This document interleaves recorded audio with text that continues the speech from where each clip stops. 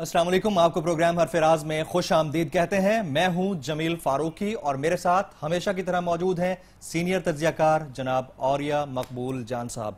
नाज़रीन, इस मिसरे के मिज़दाक के नमाजें बख्शवाने गए, रोजे गले पड़े और वो जो ऑफशोर कंपनियां ना होने का दावा करते थे, मजीद ऑफशोर कंपनियों के शोर में फंस चुके हैं। JIT की रिपोर्ट मंजर आम पर आ गई है और वज़ीर आज़म नवाज शरीफ और उनका खानदान कसूरवार ठहराए गए हैं। तो फिल वक्त हम ये जरूर कह सकते हैं कि वो चहमगोइयां जिनमें सियासतदान और मुबस्सरीन भी शामिल थे और वो करते रहे हैं माजी में मुसलसल के JIT नून लीग के इलेक्शन सेल की तरह है और वो काम करती रही है, लेकिन वो बात अब दुरुस्त नहीं बल्कि गलत साबित होती दिखाई देती है। औरिया मकबूल जान साहब प्रोग्राम में तो हमारे साथ शामिल रहेंगी, साथ साथ हमारे दीगर सीनियर तज्जियाकार हमें ज्वाइन करेंगे। मैं इंट्रोड्यूस करा देता हूं जनाब इरफान कादिर साहब, साबिक अटॉर्नी जनरल ऑफ पाकिस्तान, वो कुछ ही देर में हमें ज्वाइन करेंगे और हो सकता है कि मारूफ कानूनदान जनाब सलमान अकरम राजा साहब भी हमारे साथ हों। औरिया साहब, आपसे आगाज करता हूं। पहला सवाल यही है कि नून लीग ने JIT की इस रिपोर्ट को तस्लीम नहीं किया है, सरासर मुस्तरद कर दिया और कहा है कि यह PTI की रिपोर्ट है। क्या यह पॉसिबल है? देखिए, पहली बात तो आज के दिन नून लीग का जो अखलाकी जनाजा था वो निकल चुका हुआ है। अगर कोई शख्स ये कहे ना कि अखलाकी तौर पर नून लीग एक जिंदा वजूद रखती है तो खत्म हो चुका हुआ है। उसकी बुनियादी वजह यह है कि बाकी चीजों को छोड़ दें कि आपने पैसा कहां से बनाया, आपने पैसा ज्यादा खर्च किया, आपके पास महल्लात बन गए, आपने करप्शन की नहीं की, ये की वो की फला कर। 3 बुनियादी इल्जामात ऐसे हैं कि जो रोज़े रोशन की तरह वाज़ेह और साबित हुए हैं, जो किसी भी महज़्ज़ब माशरे के अंदर होते तो ऐसा शख्स जो है वो मरदूद कहलाता। मैं सिर्फ 2 फिक्रे मरियम नवाज के बारे में पढ़ता हूं। कंक्लूजन की जो 3rd पैराग्राफ है उसके अंदर वो कहते हैं जी, Maryam Safdar has submitted fake falsified document to the JIT। उसने झूठे और मन घड़त डॉक्यूमेंट जो हैं वो JIT में भेजे, which is a criminal offence, जो एक मुजरमाना जो। These documents are decoys to manipulate the fact and camouflage the truth. Right, ये जो डॉक्यूमेंट थे ये बेसिकली एक हकीकत को छुपाने के लिए और सच के ऊपर पर्दा डालने के लिए बनाए गए थे। Mister Hussain Nawaz and captain retired Safdar as well as मिस्मात Maryam Safdar have also signed these falsified and misleading document. इनको साइन भी किया इन्हीं झूठे document. Hassan Nawaz having submitted these document at respondent number 8 is also prima facie involved in manipulating and misleading the honorable Supreme Court। एक झूठी शहादत भी दी। अब प्राइम मिनिस्टर नवाज शरीफ, मोहतरमा मरियम नवाज, हसन नवाज और हुसैन नवाज किसी और चीज के मुजरम हो या ना हो, अदालत के सामने झूठ बोलने के, फेक डॉक्यूमेंट पेश करने के, सच को छुपाने के, गलत झूठी शहादत देने के मुर्तकब हुए हैं। यह वो जुर्म है जो 466 और 477 PPC के तहत एक काबिल दस्तंदाजी पुलिस मुजरमाना जुर्म है, जिसे कहते हैं कि पुलिस, अगर मेरे और आप जैसे किसी आदमी ने यह जुर्म किया होता तो अब तक पुलिस मुझे हथकड़ी लगा के ले जा चुकी होती। और ये सब अखलाकिया के 22 अप्रैल 2016 को वज़ीर आज़म मियां नवाज शरीफ ने कौम से खिताब किया था। उस खिताब में कहा था कि कमीशन या JIT अच्छा भी फैसला देगी वो उसको मानेंगे और मुस्ताफी हो जाएंगे। अच्छा, किसी और इदारे को जिंदा भी नहीं रहने देते। अब FIR की कॉपी मेरे सामने है। हिजाजी साहब के ऊपर भी उन्होंने SCCP के चेयरमैन जो हैं उनके ऊपर भी 471 PPC की दफा लगाई है, FIR उनको गिरफ्तार करने के लिए टीम चली गई थी। अब तक मेरे ख्याल में जफर हिजाजी साहब का कुछ जाती बिजनेस था नहीं। उन्होंने प्राइम मिनिस्टर साहब की एक चौधरी शुगर मिल जो है उसकी जो मनी लॉन्ड्रिंग जो उसके ऊपर हुई थी इल्जामात, उसकी तहकीकात जो थी वो बैक डेट के अंदर 2016 या 2013 के अंदर उनको कहा गया और उनको अंदाजा नहीं था कि आजकल ईमेल जो है उसके ऊपर डेट वेट पड़ जाती है। हाँ जी, बिल्कुल, मतलब जहालत की इंतहा होती है ना। फिर उसके बाद जिन बच्चों ने ईमेल की थी माहीन और उसने, उन्होंने बताया कि हमारे ऊपर प्रेशर डाला था। अब ये सुप्रीम कोर्ट ने कहा है कि ये केस रजिस्टर किया जाए। FIA की बकायदा आज से देखिए, हमें we have to give the credit to the GIT members. देखें, वाजिद ज़िया साहब, आज से 3 दिन पहले Right. पाकिस्तान का हर टेलीविजन चैनल ये कहता था वो जी उसके तहत 18 ग्रेड के अफसर हैं जी, 19 ग्रेड के अफसर हैं, उनके मतहत हैं, क्या कर सकेंगे। जितना उन लोगों के ऊपर थ्रेट था, जितना यानी कितना बदकिस्मत मुल्क है ये कि एक अदारा तहकीकात करता है और उस तहकीकात को मंजर आम पे लेके आता है, और वो तहकीकात करने वाले जो 4 या 5 लोग हैं वो सुप्रीम कोर्ट के सामने दबाना दरखास्त करते हैं कि हमें और हमारे बच्चों को तहफ़्फ़ुज़ दिया जाए, प्रोटेक्शन दिया जाए। बिल्कुल, वो यह गुंडों का मुल्क है, यहां गुंडे बादशाह बैठे हुए। निहाल हाशमी जैसे लोग बबांगे दोहल उनको धमकियां देते रहे। यानी कोई बात है करने की कि एक आदमी जो है वो सच के ऊपर आके खड़ा होता है, तुम उसकी GIT को, और आज तो 4 वजीरों को मैं देख रहा था जी, वो जो अजीबो गरीब किस्म की, कोई बंदा GIT के मेरिट्स पे गुफ्तगू नहीं कर रहा। ये इसके चाचे का रिश्तेदार है, ये मामे का, ओ भाई ये उसने जो फैक्ट पेश किया है तुम्हारे सामने। अब हैरत की बात यह है कि जो इंटरनेशनल यानी पाकिस्तान को आलमी सतह पे जो बदनाम होने का मौका मिला है, कि ये जो अब मुत्तहिदा अरब अमारात ने जो दिया है जी। अच्छा, बिल्कुल ठीक है। और ये सब आपसे डिस्कशन का सिलसिला आगे बढ़ाएंगे क्योंकि आज हमारा ये एक स्पेशल नशरिया है हरफ राज का, इसमें हमारे गेस्ट पैनलिस्ट भी होंगे। तो यहां हम एक ब्रेक लेते हैं, ब्रेक के बाद जब वापस होंगे तो वो भी हमारे साथ होंगे और गुफ्तगू का सिलसिला इसी तरह आगे से बढ़ाएंगे। हमारे साथ रहिएगा।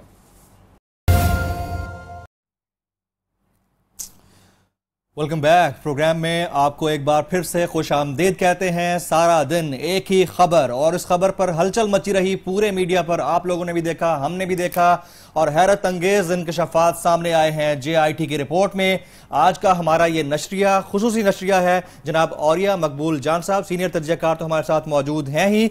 अभी हमें ज्वाइन किया है साबिक अटॉर्नी जनरल ऑफ पाकिस्तान जनाब इरफान कादिर साहब ने। इरफान कादिर साहब, क्या ये PTI की सियासी फतह है या नून लीग की अखलाकी शिकस्त? देखें, मैं इस पे तो जवाब नहीं दूंगा कि ये किसकी फतह है, किसकी शिकस्त है, लेकिन ये फैक्ट है कि ये पटिशन PTI ने डाली थी और उस पटिशन के जो कंटेंट्स हैं उसमें ये तमाम बातें लिखी हुई हैं जो कि GIT ने अपने रिपोर्ट में भी तस्करा किया है, और उसमें उस लीगल फ्रेमवर्क का जिक्र है जो कि मियाँ नवाज शरीफ ने ख़ुद 97 में पाकिस्तान में एहतसाब एक्ट के ज़रिए इंट्रोड्यूस कराया था, और जिसको फिर जनरल मुशर्रफ के नेशनल अकाउंटेबिलिटी ऑर्डिनेंस का सेक्शन 9 क्लॉज 5 बनाया गया। और आज वो कानून जो मियाँ नवाज शरीफ ने अपनी सियासी हरीफों के लिए बनाया था, उसी कानून में उनकी अपनी GIT, उनके अपना बहाल किया हुआ सुप्रीम कोर्ट इनको ना सिर्फ कि उसमें से क्लीन चिट नहीं दे सका, बल्कि आज मियाँ नवाज शरीफ को उन्होंने मूरद इल्ज़ाम GIT ने ठहरा दिया है, और सुप्रीम कोर्ट के 2 जज साहिबान तो ऑलरेडी उनको डिस्क्वालीफाई भी कर चुके हैं। और इन हालात में इन 3 जजों के लिए तकरीबन ये नामुमकिन है कि उनको इसमें मज़ीद टाइम दें, ख़ास तौर पे जबकि एक जज साहब ने कहा है कि ये फ़ैसला सदियों याद रखा जाएगा, तो इसको ज़्यादा तख़ीर का शिकार अब नहीं किया जा सकता, क्योंकि अगर ये सदियों याद रखा जाना है तो फिर ये नेक्स्ट डेट पे मुझे लगता है ये फैसला हो जाएगा। जी जी। अच्छा इरफान खान साहब, 2-3 चीजें मुझे भी यही लगता है कि 11 तारीख को 17 तारीख को फैसला हो जाएगा। अच्छा, पहली बात एक तो यह है कि केस वहां भेजने वाला मसला है, वो तो चलो ठीक है। ये जो 2-3 चीजें ऐसी हैं, क्योंकि जाहिर बात है सुप्रीम कोर्ट और मामलात में इस वक्त एंटर हो रही है, इसके जो प्राइमरीज निकले हैं उसमें मतलब 2-3 चीजें जो इल्जाम लगाया GIT ने, एक तो यह है कि provision of fake and falsified document, दूसरा है मैनिपुलेटिंग द फैक्ट, तीसरा कैमोफ्लेजिंग ट्रूथ, और तीसरा मिसलीडिंग द सुप्रीम कोर्ट। ये बुनियादी तौर पे बजाते खुद बहुत बड़े ऑफेंस हैं। तो क्या इस पे अलहदा फैसला करेगी सुप्रीम कोर्ट के इनके ऊपर मुकदमा चलाया जाए इन लोगों के ऊपर? मेरे नज़दीक ये ऑफेंसेस बड़े तो ज़रूर हैं, लेकिन इतने बड़े नहीं हैं जितना कि क्लॉज 5 ऑफ सेक्शन 9 है, जिसका मैंने जिक्र किया है, जिसकी सजा 14 साल है, और 14 साल के अलावा तमाम प्रॉपर्टीज भी कॉन्फिस्केट हो सकती हैं। लेकिन नैब के कानून में इनके लिए एक रास्ता भी है, और उसमें ये कन्विक्शन से बच भी सकते हैं, और वो ये है कि इनको चूंकि वॉलंटरी रिटर्न का कभी ऑप्शन ही नहीं दिया गया। अगर चेयरमैन नैब इनको कहते हैं कि आप सारा पैसा जो beyond known source of income है वॉलंटरली वापस कर दें, तो फिर ये इस सारी चीज से बच सकते हैं, कन्विक्शन से भी बच सकते हैं।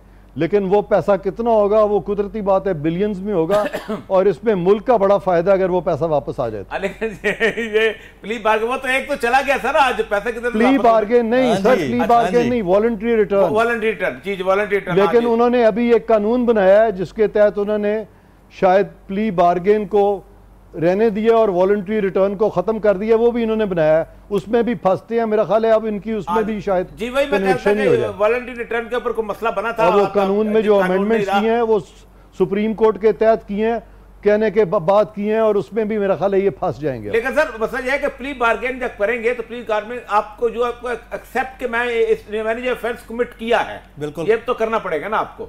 यू आर राइट, आप ठीक कह रहे हैं, मैं भूल रहा था ये जो नया कानून इन्होंने खुद बनाया है सुप्रीम कोर्ट के कहने पे, परहैप्स उस कानून में अगर प्ली बार्गेन होती है तो फिर ये इनकी डीम्ड कन्विक्शन होगी, फिर ये नहीं बच सकेंगे, आप ठीक कह रहे हैं। अच्छा फरहान खान साहब, बात आप अटॉर्नी जनरल रहे हैं, दो तीन चीजें बड़ी कमाल की इसके अंदर आई हैं। एक तो ये है, ऐसा लगता ये है कि आफ्टर जो कन्वेंशन हुआ है यूनाइटेड नेशन में पास हुआ एगेंस्ट करप्शन जो है, उसमें ये जो इनको इंग्लैंड की तरफ से जो वर्जिन आइलैंड से डॉक्यूमेंट मिले हैं और जो दुबई का जो मिनिस्ट्री ऑफ जस्टिस का डॉक्यूमेंट है, इसने तो बहुत पंडोरा बॉक्स खोल दिया इनके खिलाफ। वो आप बिल्कुल सही कहते हैं, लेकिन इस वक्त तो इतने बड़े पंडोरा बॉक्स में भी जाने की जरूरत नहीं है। जी। ये जो भी प्रॉपर्टीज हमारे सामने अब तक आ गई हैं, अगर इन्हीं पे इनके पास एक्सप्लेनेशन नहीं है तो अब तो मेरा ख्याल है अकाउंटेबिलिटी कोर्ट भी इसमें 2 से 3 माह में फैसला सादर फरमा सकता है अगर के मामला अकाउंटेबिलिटी कोर्ट में जाता है तो। जी जाहिर बात 2-3 माह में, 3 माह सर, 2 से 3 माह, जी बिल्कुल ठीक कह रहे हैं। ये बहुत जल्दी प्रोसेस है, बहुत जल्दी। अच्छा उसमें यह है कि अकाउंटेबिलिटी कोर्ट, जाहिर बात है अकाउंटेबिलिटी कोर्ट में जब केस चलेगा तो सबसे पहली बात है कि प्राइम मिनिस्टरशिप तो खत्म हो जाएगी। जी, अब वो जो डिस्क्वालिफिकेशन का मसला है, मैं आपसे पहले ही बात कर चुका हूं कि 2 जजेस ने डिस्क्वालीफाई किया कर दिया है, हाँ। और ये 3 जज साहिबान में से एक ने कहा है सदियों ये फैसला याद रखा जाएगा, तो वो भी डिस्क्वालीफाई करेंगे इनको, वरना तो सदियों याद नहीं रखा जाएगा ना अगर डिस्क्वालीफाई नहीं करते। क्योंकि अगर ये डिस्क्वालीफाई नहीं करेंगे तो फिर ये लॉ को अनइक्वली अप्लाई करेंगे और अगर अनइक्वली अप्लाई करेंगे तो वो सदियों याद नहीं रखा जा सकता। अच्छा ये तो बिल्कुल ठीक है, लेकिन एक जहां पर एक इशू ये बनता है कि क्या उन्होंने तो दोनों ने खुद डिस्क्वालीफाई किया था, लेकिन क्या वो डिस्क्वालीफाई करके फैसला जो है इंप्लीमेंटेशन के लिए जाएगा इलेक्शन कमीशन के पास, या इलेक्शन कमीशन दोबारा प्रोसीडिंग शुरू करेगी इसकी?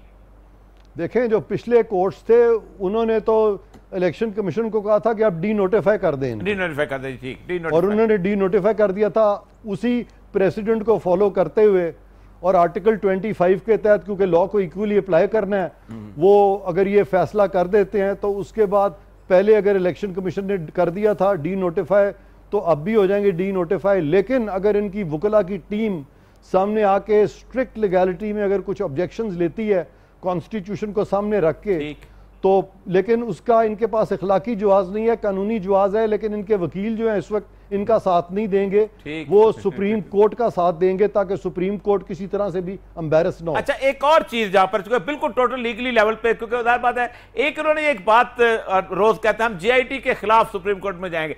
अब जेआईटी के कोई डिसीजन तो नहीं है जिसके खिलाफ सुप्रीम कोर्ट में जाए, क्या कहेंगे सुप्रीम कोर्ट के पास जाके? वो ये शायद कहने की कोशिश करेंगे कि जेआईटी की रिपोर्ट मिसलीडिंग है। मेरा नहीं ख्याल कि सुप्रीम कोर्ट इनको ज्यादा टाइम अब दे सकती, क्योंकि सुप्रीम कोर्ट ने बहुत बड़ा कंसेशन 2 माह मजीद इनको दे दिए थे, और सुप्रीम कोर्ट में सारा प्रोसेस इतनी आहिस्ता चला है कि अब चूंकि ये अपने मुंह से सुप्रीम कोर्ट कह बैठी है कि सदियों याद रखा जाने वाला फैसला आने वाला है, तो पॉसिबल नहीं है। अब सुप्रीम कोर्ट अपने कहने के मुताबिक उसको अब ये कौम के सामने साबित करना पड़ेगा, और ये नादिर मौका है सुप्रीम कोर्ट के लिए कि वो अपनी इम्पार्शियलिटी भी एस्टैब्लिश करे, क्योंकि सुप्रीम कोर्ट पे एहतजाज हसन साहब ने पहले आपके प्रोग्राम में मैं कह चुका हूं, उन्होंने कहा था कि सुप्रीम कोर्ट का जैसे कि कोई सॉफ्ट कॉर्नर है इनके लिए, लेकिन सुप्रीम कोर्ट ये नोशन को अब डिस्पेल करेगी। ठीक है। अच्छा एक बात का रोना बार बार रोया गया है पाकिस्तान मुस्लिम लीग नवाज की जानिब से कि जेआईटी उनके फोन बार बार टैप कर रही है। फोन टैपिंग का क्या इख्तियार होता है इस तरह के केसेस में जब बात जेआईटी की तरफ जाती है? कादिर साहब, कानूनी पहलू है वो देखें, फोन टैपिंग जो है ना वो एक साइड इश्यूज हैं, वो कौन टैप कर रहा है कौन नहीं कर रहा, वो सारे फैक्ट्स इस वक्त इसका कम से कम उसमें देखना ही, अगर टैपिंग हुई भी है तो उस टैपिंग से क्या इनको कोई प्रेजुडिस हुआ है, इनको किसी ने प्रेशराइज किया। अगर टैपिंग सिंप्लिसिटर है तो मेरा नहीं ख्याल कि उसका कोई इसके केस की सेहत पे कोई असर पड़ेगा। अच्छा, दो तीन चीजें और इसके साथ रिलेटेड जो अब दोबारा और बिल्ट हो गई। मसलन एक, उन्होंने जज को जो उन्होंने फोन किया अहमद नूरानी ने, वो बड़ा इंपॉर्टेंट इशू बन गया। और जाहिर बात है वाकई किसी भी प्रोटोकॉल के हिसाब से भी बहुत गलत बनता है कि आप जज को जाके फोन करें कि रॉन्ग स्टोरी लिखा। इसका क्या हो सकता है, क्योंकि उसके साथ जो रिलेटेड इशू ये निकला है कि उन्होंने रिकॉर्ड मंगवा लिया है इश्तिहारात का। क्योंकि मैं खुद सेक्रेटरी इंफॉर्मेशन रहा हूं, मुझे पता है कि कोई भी इंफॉर्मेशन डिपार्टमेंट जो है वो जस्ट के साथ, इंसाफ के साथ इश्तिहार नहीं देता, अपनी मर्जी के हिसाब से देता है। देखें, जजेस को फोन करना, वो हमारे पास ये भी रिकॉर्ड है, जो शहबाज शरीफ साहब जो एक साबिक जज साहब से बात कर रहे थे, वो जी मैं नाम नहीं लेना चाहता किसी का, लेकिन वो इस तरह की बात हुई थी। एक और जज साहब थे जो अब इस दुनिया में नहीं है, उनसे भी बात की गई थी। तो इस तरह की चीजें पहले भी सामने आ चुकी हैं, उसमें किसी के खिलाफ कोई एक्शन तो नहीं हुआ था। और जिसने खास तौर पे जिसने टैपिंग की थी उसके खिलाफ तो कोई एक्शन नहीं हुआ था। तो अब जब जज खुद बातें करते हैं तो एक्शन नहीं होता, तो जीआईटी बेचारी ने कर दिया। तो फिर अगर एक्शन करेंगे तो इसका मतलब है कि लॉ को अनइक्वली अप्लाई कर रहे हैं, और अगर अनइक्वली अप्लाई करेंगे तो फिर आर्टिकल 25 वायलेट होगा। ये तो जज तो करते हैं, ये बात तो है। अच्छा, अब एक और चीज इसके साथ रिलेटेड बात, एक और जो है वो रिसेंट जो एससीसीपी वाली बात आई है, ये बहुत बड़ा इंपॉर्टेंट इशू बन गया हुआ है कि एससीसीपी के साथ उन्होंने केस, और मेरे पास एफआईआर भी है सामने पड़ी हुई, वो 466 और 477 के तहत वो जो फोर्जिंग और ये वो उसका है। अब इसके ऊपर जो हुआ है, ये सेक्शन जो हैं ये इन पे भी लगेंगे, मरियम नवाज पे भी और हुसैन नवाज, हसन नवाज पे भी। ये तो उसी सूरत में लगेंगे ना अगर के एससीसीपी के चेयरमैन कहेंगे मुझे प्रेशराइज किया गया। नहीं सर, लेकिन जो इन्होंने कोई रोल नहीं है, अगर इनका कोई रोल नहीं है और उन्होंने on his own more loyal than the king तो किया है, तो फिर वो अलहदा बात है। लेकिन उस केस के मेरे पास फैक्ट सामने अभी नहीं है, तो मैं इसलिए मैं तीन चार चीजें सर बताता हूं, मैं तीन चार चीजें बताता ना। एक, इन्होंने फोर्ज डॉक्यूमेंट दिया तारिक शफी साहब ने कि मेरे 12 मिलियन रुपीस जो है मैंने फलां से लेके फलां जगह फलां दिया। उसके खिलाफ जो है उन्होंने मिनिस्ट्री ऑफ जस्टिस ने पूरा कोर्ट्स का रिकॉर्ड निकाला, कस्टम का रिकॉर्ड निकाला।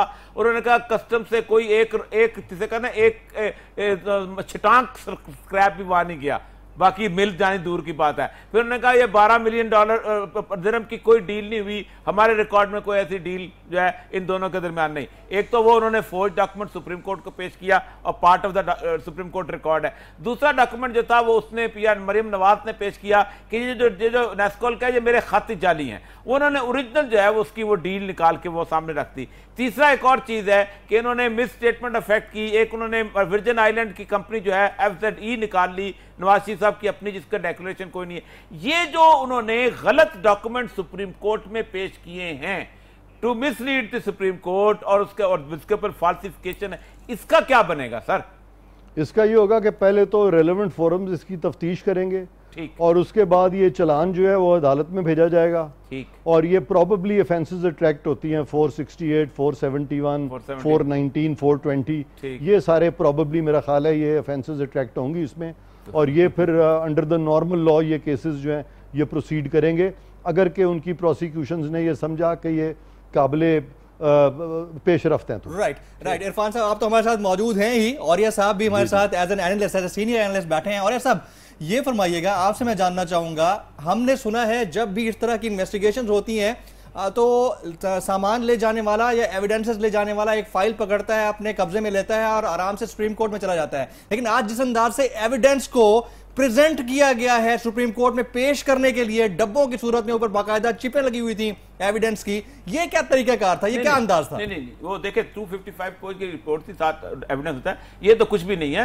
इरफान खान साहब जानते हैं कि तमाम जितने भी वकला जब अपनी किताबें, क्योंकि इरफान साहब आपको याद होगा कि पूरी की पूरी ट्रॉलीज में किताबें लेके आते हैं वहां पर, तो आपको तो वो किताबें जो है ना, कभी आप सुप्रीम कोर्ट में जाके देखें, वो रोजाना हजारों किताबें सजाई जाती हैं, एक किताब को भी नहीं पढ़ा जाता।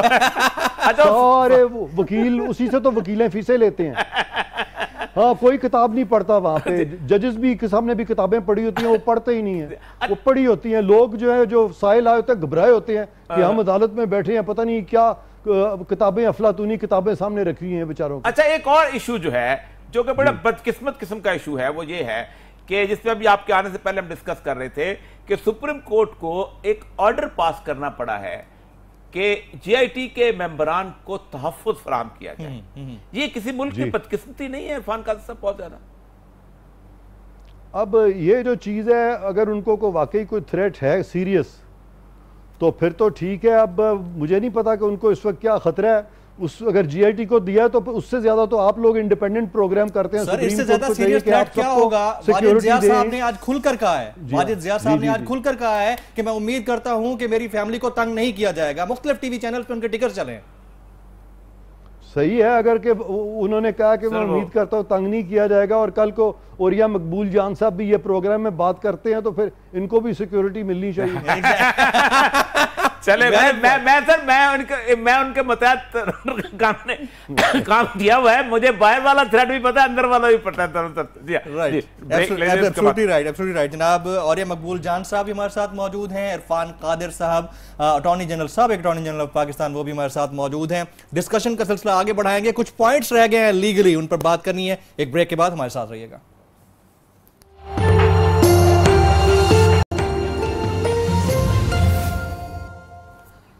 हरफराज के इस खुसूसी नशरिये में आपको एक बार फिर से खुश आमदीद कहते हैं। नाज़रीन, 22 अप्रैल 2016 को वज़ीर आज़म पाकिस्तान मियां मोहम्मद नवाज शरीफ ने कौम से खिताब करते हुए कहा था कि कमीशन या जेआईटी की जो भी तहकीकात सामने आएगी, जो नतीजा सामने आएगा, उसके मुताबिक अगर उनको मुस्ताफी होना पड़ा तो मुस्ताफी होंगे। लेकिन अब तक के जो मामलात हैं वो आपके सामने हैं। अब पाकिस्तान की सियासत में अखलाकियात की बात करनी चाहिए या नहीं करनी चाहिए।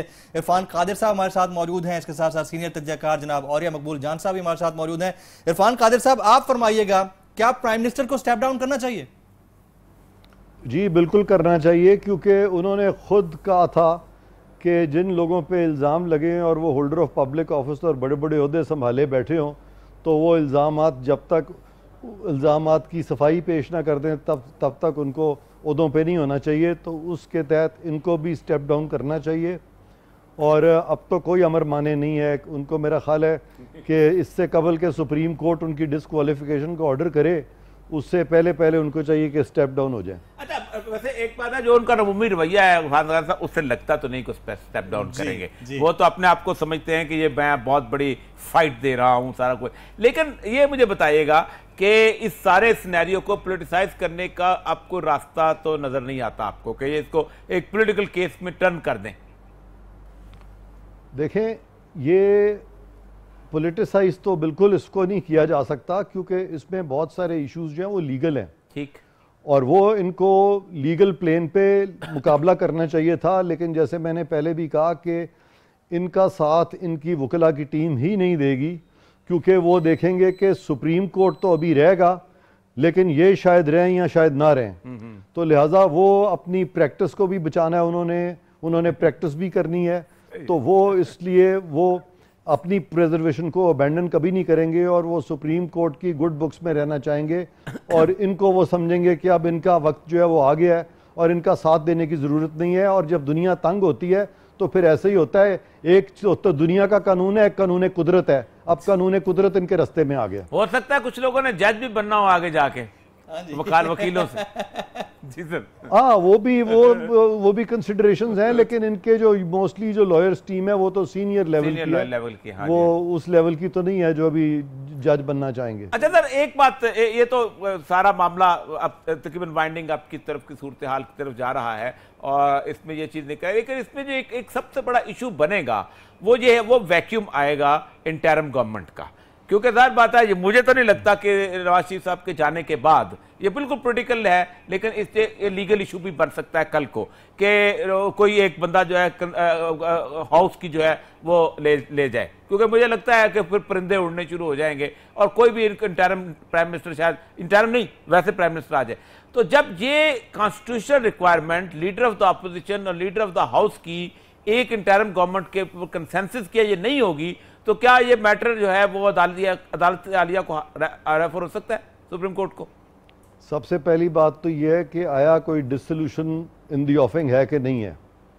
फॉर एग्जांपल, ये डिसोल्यूशन की तरफ नहीं जाते, ठीक, और एक कोई नया प्राइम मिनिस्टर ले आते हैं। नहीं सर, मेरा मसला ये है, मेरा सर मसला ये है कि ये डिसोल्यूशन की तरफ नहीं जाते। डिसोल्यूशन को जाएंगे फिर तो ये इंटरिम गवर्नमेंट ले आएंगे ना डिसोल्यूशन से पहले, ठीक है। लेकिन अगर डिसोल्यूशन की तरफ नहीं जाते, प्राइम मिनिस्टर जो है उसको डिस्क्वालिफिकेशन हो जाती है और उसके बाद कोई आदमी भी नया प्राइम मिनिस्टर के लिए हाउस का जो है वो एतमाद नहीं ले सकता। जाहिर बात है वो एक कैफियत बनती नजर आती है मुझे, ठीक है, क्योंकि जाहिर बात है ये परिंदे उड़ेंगे, ठीक है। तो इस परिंदे के उड़ने के दौरान इस वक्त जो नाम लीडर ऑफ द हाउस तो खत्म हो जाएगा। ये जो वैक्यूम पैदा होगा, जो कॉन्स्टिट्यूशनल रिक्वायरमेंट है, ये फिर सुप्रीम कोर्ट आएगी इंटरिम गवर्नमेंट बनाने के लिए। देखिए सुप्रीम कोर्ट का तो कोई काम नहीं है ना इंटरिम गवर्नमेंट बनाने का, तो वैक्यूम कौन, फौज का तो कोई रोल ही नहीं है। ये तो मतलब नहीं है कि अब सुप्रीम कोर्ट जो है वो मुल्क को टेक ओवर कर लेगी। तो वो तो सुप्रीम कोर्ट की अगर जजमेंट्स देखें तो सुप्रीम कोर्ट का कोई रोल नहीं है, उसमें तो उन्होंने कहा है कि फौज को आ जाना चाहिए इन हालात में, सुप्रीम कोर्ट ने ये कहा है। और उसमें सुप्रीम कोर्ट को भी फौज निकाल दिया करती है, ठीक, उस तरह अगर होता है तो क्योंकि वो फौज जो है वो ये तो नहीं करेगी कि वो सुप्रीम कोर्ट के नीचे अपने आप को कर लेगी, क्योंकि ये जो कोर्ट है ये भी तो चौधरी इफ्तिखार साहब का बनाया हुआ कोर्ट है ना, वो भी तो सियासत में है। तो अगर एक चौधरी इफ्तिखार साहब के कोर्ट को अगर उन्होंने फौज ने अगर उसके नीचे आ गया तो फिर तो वो भी उस पर भी तो सियासी एलिगेशंस लग रही है ना, क्योंकि जजेस जो हैं वो सियासत तो नहीं करते। सही। अच्छा इरफान खान साहब, मसला सारा ये है कि जैसे अनवारुल हक साहब को उन्होंने कहा कि क्या आप इसमें कॉन्स्टिट्यूशन की अमेंडमेंट की इजाज़त दे रहे हैं, वो एक बड़ा मशहूर वाक़या मिलता है, तो उन्होंने कहा कि फिर तो जज बदल लो जी जस्टिस साहब, अगले दिन उन्होंने उनको इजाज़त दे दी। फिर इफ्तिखार चौधरी साहब ने भी कॉन्स्टिट्यूशन में अमेंडमेंट की इजाज़त दे दी। अगर ये वैक्यूम आ गया किस किस्म का, और कहीं जब 190 के तहत फौज को आना पड़ा सुप्रीम कोर्ट से की ऑर्डर को इम्प्लीमेंट कराने के लिए, प्राइम मिनिस्टर हाउस खाली कराने के लिए, फिर उस क्राइसिस में क्या होगा? देखें यहाँ पे ये नहीं होगा कि सुप्रीम कोर्ट कोई ऑर्डर देगी और फौज जो है उस ऑर्डर के पीछे चल पड़ेगी। नहीं, हाँ, अगर मुल्क में क्योस हुआ ना तो फिर फौज खुद ब खुद मुल्क को जमहूरियत की राह पर फिर से गामजन करेगी और आइन की राह पर गामजन करेगी, क्योंकि पाकिस्तान के जितने भी पॉलिटिकल लीडर्स हैं वो पैदावार हैं हमारी अफवाज की फ्रॉम टाइम टू टाइम। लिहाजा फौज का भी ये टेस्ट होगा, क्योंकि आज तक जो फौज ने लीडरशिप चुनी है वो कई दफ़ा कंट्रोवर्शियल हुई है। तो फौज की कोशिश होगी कि आइंदा जो लीडरशिप चुने और आइंदा जो अदलिया चुने वो कंट्रोवर्सी का शिकार ना हो, फिर ये सूरत हाल तो दो तो -1 हो गए, एक -1 अल्ताफ सैन हो गया, बेनजीर होगी, अब आखिरी -1 ये वाला रह गया था फौज का बनाया हुआ, ठीक। ये 3 माइनस। अच्छा सर, एक चीज और है, इस सारे सिनेरियो के अंदर एक फैमिली जो है वो बचती हुई नजर आती है और हो सकता है कि वो क़यादत को ले ले, और वो शहबाज शरीफ और हमजा शहबाज शरीफ का है, क्योंकि अभी तक वो नाम नहीं आ रहा, अगरचे के उदैबिया का किस्सा है उसके अंदर एक छोटा सा। और वो आप क्या समझते हैं, आपने देखा इस केस को थोड़ा सा?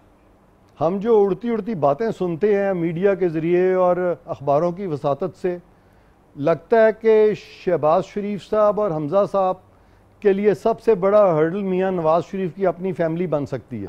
ये खुदा जानता है कि ये सही है कि नहीं, लेकिन इस तरह की बातें उड़ती हैं।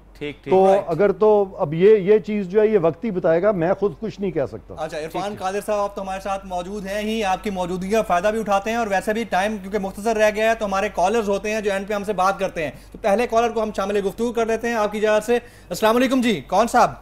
अस्सलाम वालेकुम, उस्मान बात कर रहा हूँ कराची से। जी उस्मान साहब, क्या कहना चाहेंगे? भाई मेरी 3 बातें जरा गौर से सुन लीजिए। आपकी सर हुक्म। पहली चीज तो दरख्वास्त, हुक्म नहीं दरख्वास्त आपसे। जी। पहली चीज तो प्रोग्राम का टाइम बहुत कम है। दूसरी बात है हफ्ते में 4 दिन आता है, फिर उस 3 दिन आता है। अच्छा, फिर उस प्रोग्राम के अंदर एक मतलब यानी कि वक्फे बहुत ज्यादा आते हैं और बहुत लंबे लंबे आते हैं। ये तो आप लोगों से शिकायत है, माजरत के साथ। अगर इसको 22-23 मिनट के इश्तिहार है, हम क्या कर सकते हैं? क्या करें? उसको 2 घंटे का कर दें प्रोग्राम। 2 घंटे का कर दें। दूसरी बात ये कि ये सारे जो मतलब मैं जो आज के इशू के हिसाब से मैं बात करना चाह रहा हूँ। जी बोले। और ये महमूद जान साहब आपसे दरख्वास्त, आप जवाब दीजिएगा कि ये जो दूसरे जैसे इमरान खान तो डायरेक्ट मतलब खुले पहले दिन से बोल रहा है, 3 अप्रैल को ये डिक्लेयर हुआ था जिस दिन चैंपियंस ट्रॉफी का वर्ल्ड T20 का फाइनल था, उस दिन फाइनल के बाद ये डिक्लेयर हुआ था 3 अप्रैल 2016 संडे लास्ट ईयर, ठीक है। उस वक्त से जो इमरान खान पे मुसलसल अटैक कर रहा है, लेकिन ये नवाज शरीफ बराह रास्त खुद जवाब देने के इनके वजीर मुशीर ये जितने भी लोग लगे हुए हैं, ये क्यों लगे में? जवाब तो वो देना, नवाज शरीफ देना, नवाज शरीफ खुद क्यों नहीं जवाब दे रहे? ये पाकिस्तान की सियासत की बहुत बड़ी बदकिस्मती है कि लीडर के जाती कारोबार के ऊपर भी पीआईडी की जो सरकारी एजेंसी है और उसका पीछे बोर्ड लगा के और पीआईडी का हॉल इस्तेमाल करके वफाकी वज़रा जो है किसी शख्स के जाती कारोबार के ऊपर चलने वाले केस को डिफेंड करें, इससे ज्यादा बदकिस्मती नहीं हो सकती। इसके ऊपर एब्सोल्युटली राइट। अच्छा, एक और सवाल उन्होंने किया था, कॉलर को हम शामिल करें। सवाल उन्होंने किया था कि टाइम बढ़ाएं, भाई कमर्शियल से नौकरियां चलती हैं हमारी, अब क्या कर सकते हैं। एक और कॉलर को शामिल करते हैं। अस्सलाम वालेकुम जी। जी अस्सलाम वालेकुम। हेलो, कॉलर है हमारे साथ। अस्सलाम वालेकुम। वालेकुम जनाब, कौन साहब, कहाँ से? जी अब्दुल्ला बात कर रहा हूँ लाहौर से। मैं और ये मकबूल जान साहब से बात करना चाहूंगा। जी कीजिए, बात सुन रहे हैं आप। और ये साहब, सबसे पहले आपके लिए दुआ है, अल्लाह ताला आपका साया हमारे सर पर देर तक कायम रहे, अल्लाह ताला आपको जिंदगी अता फरमाए। मेरा सवाल आपसे ये है कि अगर नवाज शरीफ साहब डिस्क्वालीफाई हो जाते हैं, जो कि होंगे इंशाल्लाह, तो नेक्स्ट गवर्नमेंट क्या इमरान खान इंडिपेंडेंट बना पाएंगे या फिर ये कोई मिली जुली हुकूमत होगी? देखिए, वो इमरान खान का तो अभी हनूज दिल्ली दूरस्त वाली बात है, इलेक्शन होंगे। मुझे तो अभी इरफान खान साहब बैठे से पूछ रहे हैं, इरफान खान साहब अगर इस सूरत हाल के अंदर कोई डिले, जो हमारा अंदाजा लगता है कि जाहिर बात है एक खानदान का एहतसाब करने के बाद मामला रुकेगा नहीं और फिर लोग कहेंगे कि बाकियों का भी करो, वो 400 को भी लेके आओ, तो ये अगर लंबा होता गया और ये फैलता गया तो फिर जो आप जो कहते हैं ना फौज जो खुद आती है, तो ये जो एहतसाब का जब कोड़ा लंबा होता गया तो फिर तो इलेक्शन लंबे हो जाएंगे सर। इसका आप फॉल आउट देखें ना। अब फॉर एग्जांपल मियां नवाज शरीफ अगर कल को नाअहल करार दिए जाते हैं, ठीक, तो गॉड फादर तो ऑलरेडी करार दिए जा चुके हैं। तो ये मैं बड़ा सीरियसली कह रहा हूँ, आप तो हंस रहे हैं, लेकिन बड़ा सीरियस बात है कि उनको गॉड फादर कह दिया गया है। और गॉड फादर वो शख्स, उस शख्स को कहा गया है जिसने कलीदी किरदार अदा किया है उन जजों की बहाली पे जिन्होंने उनको गॉड फादर कहा है। सही। तो फिर ये कानून कुदरत है कि गॉड फादर ने अगर उनको बहाल कराया था तो ये भी मामला खुलेगा, क्यों बहाल कराया था, गॉड फादर के पीछे क्या अगराज और मकासद थे, ये यहां तक बात जाएगी। ये बात फिर यहां पे नहीं रुकेगी। सही बात है। ये आप इस सारी चीज को देखें, इस तनाजर में देखें, ये कोई छोटी मोटी बात नहीं है, ये तमाम बातें खुलेंगी। और मियां साहब ने चूंकि खुद ये कहा है कि बड़े राज खुलेंगे, तो वो कुछ क्या राज होंगे, मेरा ख्याल है यही राज होंगे और क्या राज होंगे। ये बहुत इंपॉर्टेंट बात उन्होंने की है, क्योंकि आज भी जो उन्होंने ये कहा है कि मैं जो राज खोलूंगा और सारा कुछ, ये बहुत इंपॉर्टेंट है। और बात आखिरी शेर में सुना दूं यहाँ कि सब्ज़े नौरस्ता से, एहसान दानिश का शेर है, सब्ज़े नौरस्ता से तू वजह पामाली न पूछ, बात चल निकली तुझे फिर बागमा तक जाएगी। बिल्कुल ठीक है जनाब इरफान कादिर साहब, साबिक अटॉर्नी जनरल ऑफ पाकिस्तान, आपने नियो न्यूज़ के लिए, इस खुसूसी नशरिये के लिए, हरफराज के लिए आपने वक्त निकाला, आपका बहुत बहुत शुक्रिया। और यह साहब, एक आखिरी सवाल आपसे, आइंदा 48 से 72 घंटों के बारे में कहा जा रहा है, बड़े इंपॉर्टेंट हैं, और इन इंपॉर्टेंट घंटों में इस केस से वाबस्ता जो शख्सियात हैं उन मुल्क से बाहर जाना शुरू हो भी गई हैं और जा भी सकती हैं, तो क्या ECL में नाम डालने चाहिए? नवाज शरीफ की फैमिली शायद बाहर चली जाए, नवाज शरीफ के लिए जाना बड़ा मसला होगा। और अगर वो कुछ हुआ, हसन नवाज तो चले गए ना जी, मैं इसीलिए इसी हवाले से कह रहा हूं, वो मेरे ख्याल फैमिली चली जाएगी। और लेकिन बाकी, और अगर असल मसला उस वक्त होना है अगर नवाज शरीफ ने कोई खिताब कौम से आज खिताब का था और पूरा पाकिस्तान अलर्ट हो चुका हुआ था। अच्छा, एब्सोल्युटली राइट, पॉइंट टेकन। नाज़रीन, प्रोग्राम का वक्त खत्म हुआ, आज का ये खुसूसी नशरिया अपने ख्ताम को पहुंचा। अगर आप फीडबैक देना चाहें तो फेसबुक और ट्विटर पर ज्वाइन कर सकते हैं। कल फिर हाजिर होंगे। आज इस प्रोग्राम से अपने मेज़बान जमील फारूकी और औरिया मकबूल जान साहब को इजाज़त दीजिएगा।